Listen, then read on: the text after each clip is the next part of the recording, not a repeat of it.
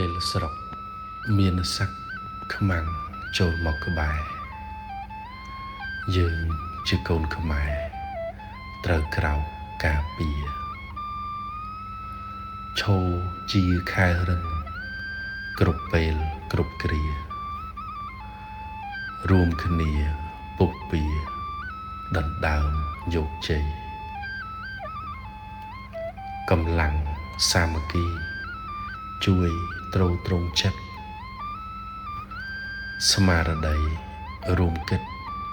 បំបត្តិក្តីភ័យចិញ្ចឹមសង្ឃឹមមិនលុះមួយថ្ងៃដៃនៅក្នុងដៃសាមគ្គី